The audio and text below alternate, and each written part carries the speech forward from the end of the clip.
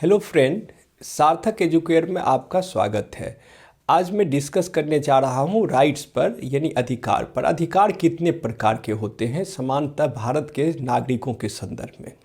यद्यपि ये बातें जो है लगभग विश्व के सभी देशों में लागू होती है, किंतु जो है हम लोग जो है इस मुद्दे पर जो है पहले आए कि अधिकार को क्या परिभाषित किया जा सकता है।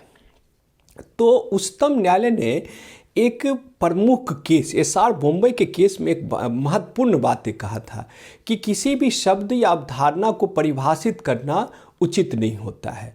तो ऐसी परिस्थिति में अधिकार को भी परिभाषित करना उचित नहीं है। उसका तर्क ये था, यानी उच्चतम न्यायालय का तर्क ये था कि किसी भी अवधारणा को यदि परिभाषित कर दिया जाता है तो वैसी परिस्थिति में वह सीमित हो जाता है, यानी सीमा में बंध जाता है और उसमें कोई नए शब्द को जोड़ना कठिन हो जाता है, अर्थात उसमें नए नए चीज़ों को जोड़ना कठिन हो जाता है, अर्थात उसकी समावेशी प्रकृति समाप्त हो जाती है। इसलिए अधिकार को भी परिभाषित नहीं किया गया है। केवल उद्देश्य बताए जा सकते हैं, लक्षण बताए जा सकते हैं।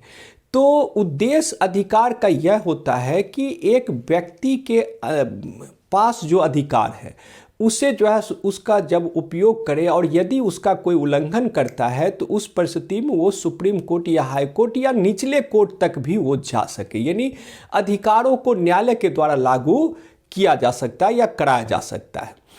तो इस आधार पर जो है हम देखें कि अधिकार जो होते हैं कुल मिलाकर के जो है 4 प्रकार के होते हैं। अधिकार जो है कुल मिलाकर के 4 प्रकार के होते हैं। एक अधिकार जो सबसे महत्वपूर्ण होता है उसे नैसर्गिक, यानी न्याय, या यूं कहा जाए कि नेचुरल जस्टिस, और इसी को जो है प्राकृतिक अधिकार भी कहते हैं।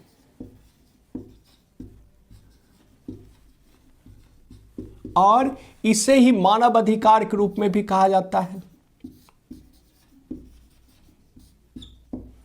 दूसरा है मूल अधिकार, मूल अधिकार या मौलिक अधिकार। तीसरे प्रकार का जो अधिकार है उसे संवैधानिक अधिकार कहा जाता है।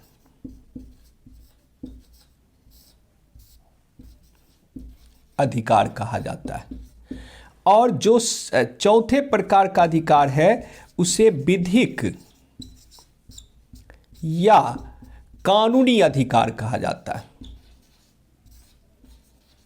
तो कुल मिलाकर के एक व्यक्ति जो है ये 4 प्रकार के अधिकारों का उपयोग करता है। अब जो नेचुरल जस्टिस होते हैं या जो ह्यूमन राइट्स होते हैं, इसके विषय में जो है जानना आवश्यक है। जब किसी भी व्यक्ति का जन्म होता है तो जन्म लेने के साथ ही व्यक्ति को प्रकृति उसे कुछ अधिकार प्रदान करती है, और उस अधिकार को नैसर्गिक अधिकार कहा जाता है। यानी वास्तविक रूप से देखा जाए तो नैसर्गिक अधिकार का स्रोत प्रकृति है, और प्रकृति के द्वारा जो है ये प्रदान किया जाता है किसी भी व्यक्ति के जन्म लेने के साथ ही। दूसरी बात है कि अधिकारों में यह सर्वोच्च, और तीसरी बात यह है कि इसे अपरिभाषित रखा गया। जैसा मैंने बताया था कि एसआर बॉम्बे केस में जो है उच्चतम न्यायालय ने साफ साफ कहा कि किसी भी चीज़ को परिभाषित करना उचित नहीं, क्योंकि उसकी समावेशी प्रकृति समाप्त हो जाती है, अर्थात नए चीज़ों को जोड़ना कठिन हो जाता है। तो इसी तरह से जो है इसे भी परिभाषित नहीं किया गया है। दूसरी बात यह है कि इसकी दिन प्रतिदिन संख्या बढ़ती ही जा रही है, अर्थात जो है नए व्याख्या के फलस्वरूप जो है नए नए अधिकार जुड़ते जा रहे हैं। अब अगली बात है आपका मूल अधिकार। तो जितने भी नैसर्गिक अधिकार होते हैं उनमें से कुछ अधिकार को चुनकर मूल अधिकार का दर्जा दिया गया है, और साथ साथ जो है इसे जो है फंडामेंटल राइट्स के नाम से भी जाना जाता है। और यह राज्य के द्वारा किया जाता है, और राज्य जो है अपने नागरिकों को स्वयं के विरुद्ध मूल अधिकार प्रदान करता है। अर्थात जो है अगर ये भी हम कहें तो सभी मूल अधिकार नैसर्गिक अधिकार हैं। सभी मूल अधिकार क्या हैं? नैसर्गिक अधिकार हैं।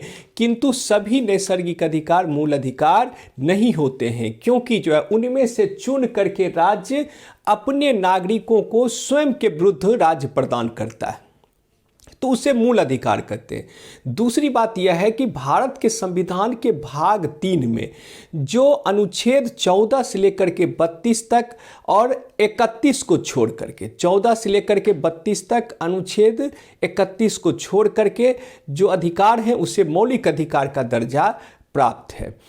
तीसरी बात यह है कि संवैधानिक अधिकार, यानी संविधान में वर्णित, जो संविधान में वर्णित अधिकार हैं उन अधिकारों को संवैधानिक अधिकार कहा जाता है।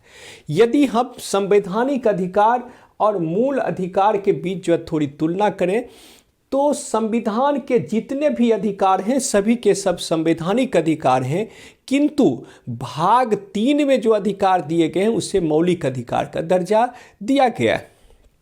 इस तरह से ये कहा जा सकता है कि सभी मूल अधिकार संवैधानिक अधिकार हैं, किंतु सभी संवैधानिक अधिकार मूल अधिकार नहीं। तो कुल मिलाकर के ये कहा जाए कि भाग 3 के केवल अधिकार जो संवैधानिक अधिकार हैं वो मूल अधिकार का दर्जा उसे प्राप्त है। इसके अतिरिक्त एक चौथे प्रकार का जो अधिकार होता है वो अधिकार आपका क्या होता है? विधिक या कानूनी अधिकार। यह सामान्य संहिता के माध्यम से, सामान्य संहिता के माध्यम से यह अधिकार प्रदान किया जाता है और सामान्यतः जो है यह व्यक्ति को व्यक्ति के विरुद्ध प्राप्त होता है।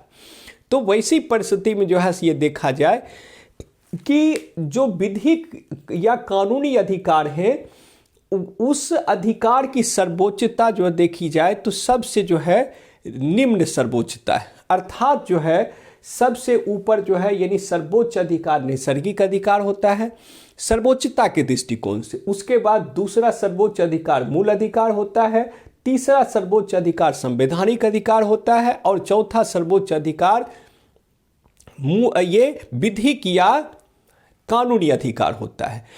दूसरी बात यह है कि इस अधिकारों की सर्वोच्चता में हमें एक बात और समझने की आवश्यकता है कि यदि विधिक या कानूनी अधिकार संवैधानिक अधिकार या मूल अधिकार या नैसर्गिक अधिकार का उल्लंघन करता है तो उसे जितनी उल्लंघन की मात्रा में जितनी मात्रा में वो उल्लंघन करेगा उतना उसे शून्य घोषित कर दिया जाएगा। शून्य घोषित करने का अर्थ होता है समाप्त करना, और यह उच्चतम न्यायालय या उच्च न्यायालय के द्वारा किया जाता है। उसी प्रकार संवैधानिक अधिकार यदि मूल अधिकार या नैसर्गिक अधिकार का उल्लंघन करते हैं तो उल्लंघन की मात्रा तक उसे शून्य घोषित किया जाएगा। उसी प्रकार जो मूल अधिकार यदि नैसर्गिक अधिकार का उल्लंघन करता है तो ऐसी परिस्थिति में उस मूल अधिकार को भी उच्चतम न्यायालय या उच्च न्यायालय के द्वारा शून्य घोषित किया जा सकता है। तो इस तरह से अधिकारों की सर्वोच्चता का सिद्धांत लागू होता है। मुझे उम्मीद है कि ये वीडियो आपको पसंद आई होगी। धन्यवाद दोस्तों वंस मोर। और मैं एक बात कहना चाहूँगा कि यदि आपको ये वीडियो अच्छा लगा तो जो